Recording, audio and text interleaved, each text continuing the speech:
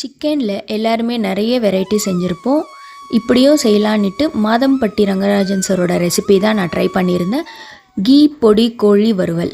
வாங்க எப்படி செய்யலான்னு பார்க்கலாம்.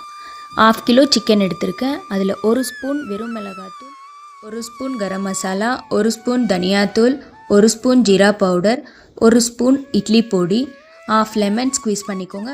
வேணுன்ற லெமன் ஜூஸ் ஆட் பண்ணிக்கோங்க. இதுலேயே 1 ஸ்பூன் இஞ்சி பூண்டு பேஸ்ட்டு, 1 ஸ்பூன் அரிசி மாவு, 1 ஸ்பூன் கடலை மாவு எல்லாத்தையும் மிக்ஸ் பண்ணி மேரினேட் பண்ணி வச்சுருங்க. ஒரு 1/2 அன் ஹவருக்கு நல்லா ஊறட்டும். இன்னொரு பாத்திரத்தில் எண்ணெயை ஊற்றிட்டு ஒரு மீடியம் சைஸ் வெங்காயம், ஒரு துண்டு இஞ்சி, 5 பல்லு பூண்டு, ஒரு மீடியம் சைஸ் தக்காளி எல்லாத்தையும் நல்லா வதக்கிக்கணும்.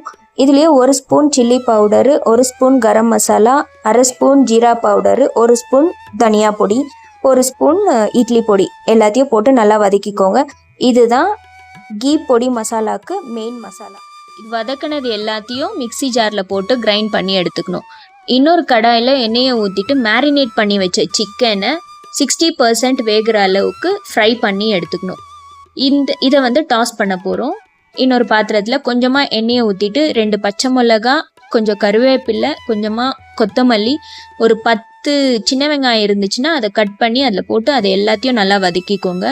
ஃப்ரை பண்ணி வச்ச சிக்கனை அதுலேயே போட்டு கொஞ்சம் நேரம் வதக்கிட்டு அரைச்சி வச்ச மசாலாவை ஒரு 2லேருந்து 3 ஸ்பூன் போட்டுட்டு கொஞ்சம் நேரம் நல்லா வதங்கட்டும். இதில் பச்சை வாசனைலாம் ஒன்றும் வராது, ஏன்னா ஃபஸ்ட்டே ஃப்ரை பண்ணி கிரைண்ட் பண்ணதால் வராதுங்க. லாஸ்ட்டாக 2 ஸ்பூன் இட்லி பொடியும் கொஞ்சமாக நெய்யும் ஊற்றிட்டு கொஞ்சம் டாஸ் பண்ணிவிட்டு மேலே கொத்தமல்லி தூவிட்டு இறக்குனிங்கன்னா சூப்பரான கீ பொடி கோழி வறுவல் ரெடி.